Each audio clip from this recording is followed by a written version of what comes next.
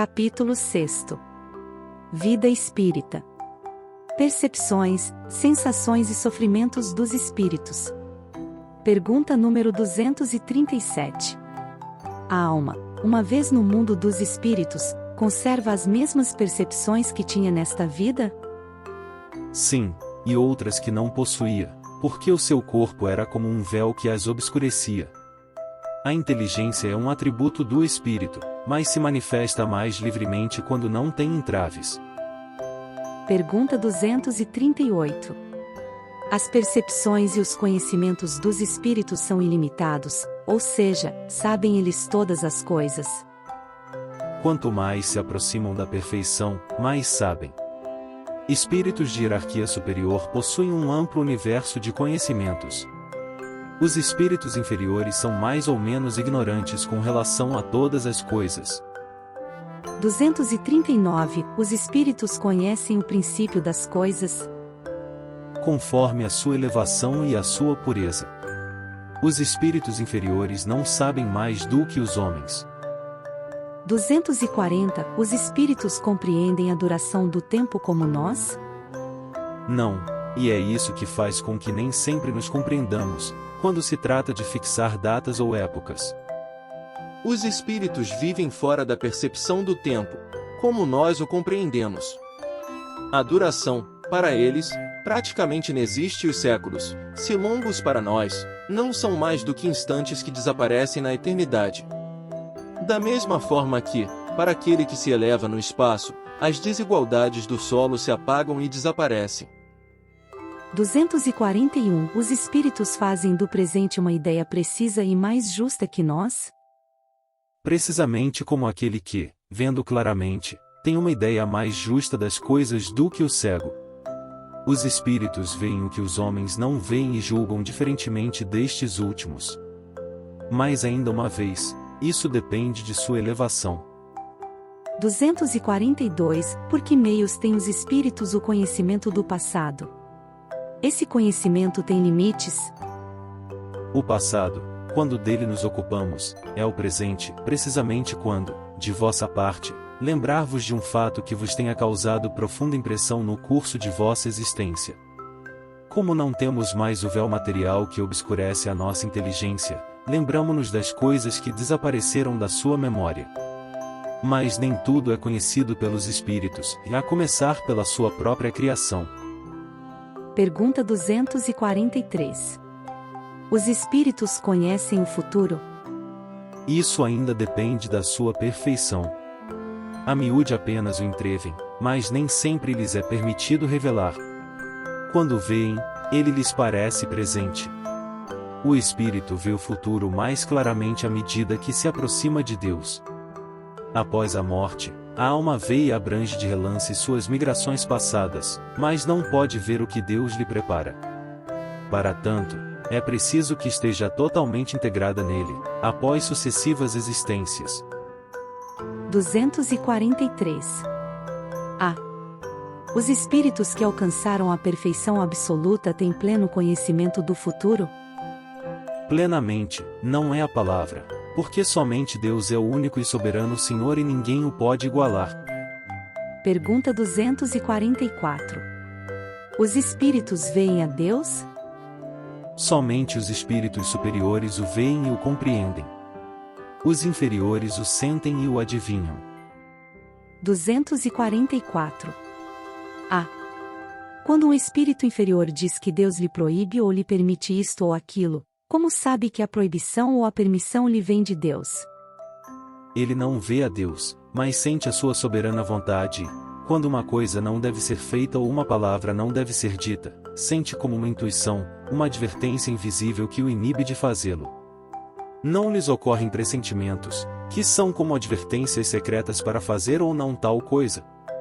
É o mesmo conosco, somente em grau superior, porque, sendo a essência dos espíritos mais sutil, permite-nos melhor receber as advertências divinas. 244. B. A ordem é transmitida diretamente por Deus ou por intermédio de outros espíritos? Não vem diretamente de Deus, pois, para comunicar-se com Ele, é necessário ser digno. Deus transmite as suas ordens pelos espíritos que se acham em grau superior em perfeição e em instrução. Pergunta 245. A visão dos espíritos é circunscrita como nos seres corpóreos? Não, é uma faculdade geral. 246. Os espíritos têm necessidade da luz para ver? Veem por si mesmos, independentemente de luz exterior. Para eles a treva não existe, a não ser aquela na qual podem encontrar-se por expiação. 247. Os espíritos têm necessidade de se transportar para ver dois lugares diferentes? Podem ver simultaneamente um e outro hemisfério do globo? Como o espírito se transporta com a rapidez do pensamento, podemos dizer que vê por toda parte de uma só vez. Seu pensamento pode irradiar e dirigir-se, a um só tempo, a vários pontos diferentes. Mas essa faculdade depende de sua pureza. Quanto menos puro for o espírito, mais limitada será a sua visão. Somente os espíritos superiores podem ter visão de conjunto. A faculdade de ver dos espíritos, inerente à sua natureza, difunde-se por todo o seu ser, como a luz em um corpo luminoso.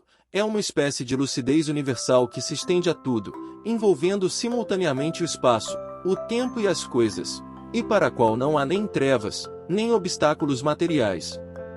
Compreende-se que deva ser assim, pois, no homem, a visão se opera por meio de um órgão sensível à luz, sem a qual ficará na obscuridade.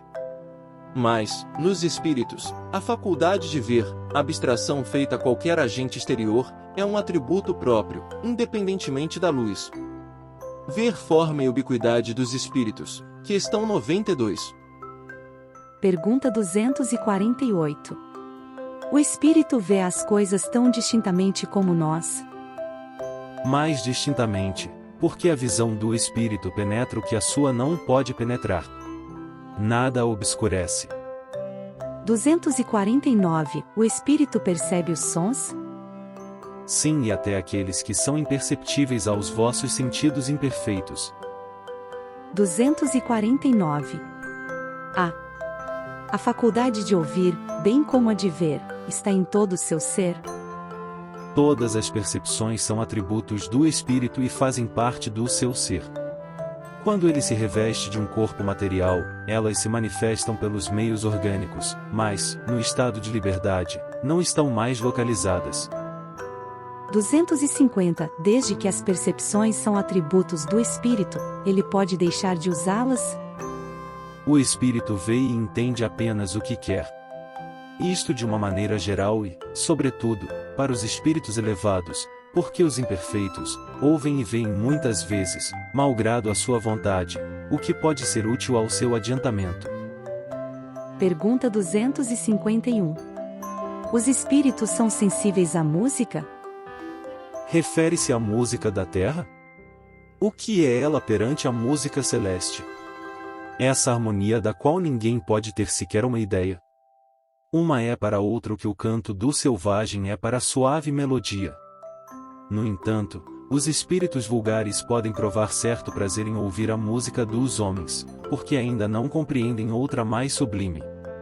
A música tem, para os espíritos, encantos infinitos, em razão de suas qualidades sensitivas muito desenvolvidas. Refiro-me à música celeste, que é tudo quanto a imaginação espiritual pode conceber de mais belo e mais suave. 252. Os espíritos são sensíveis às belezas da natureza?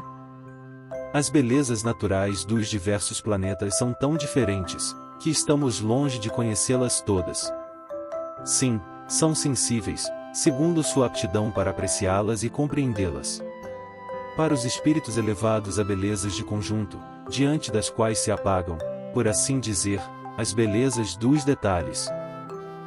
253. Experimentam os espíritos as nossas necessidades e sofrimentos físicos?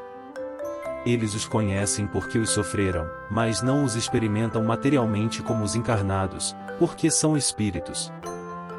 254. Os espíritos sentem fadiga e necessidade de repouso? Não podem senti-la tal como a entendem no plano físico e, por conseguinte, não têm necessidade do repouso corporal, pois não tem órgãos nos quais as forças devam ser restauradas. Mas o espírito repousa, no sentido em que não está numa atividade constante. Não age de uma maneira material, sua ação é toda intelectual e seu repouso todo moral. Há momentos em que seu pensamento diminui de atividade e não se dirige a um alvo determinado. Este é um verdadeiro repouso, mas não comparável ao do corpo.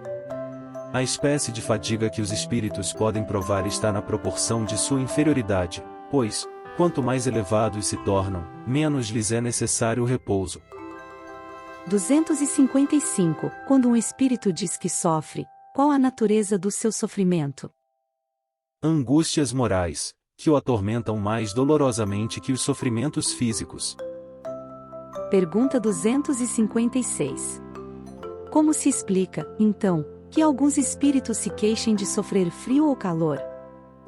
Lembrança do que sofreram durante a vida e, por vezes, tão penosa quanto a realidade. É, muitas vezes, uma comparação que fazem, para melhor exprimirem a sua situação. Quando se lembram do corpo, provam uma espécie de impressão, como quando tiramos uma capa e, algum tempo depois, acreditamos ainda vesti-la.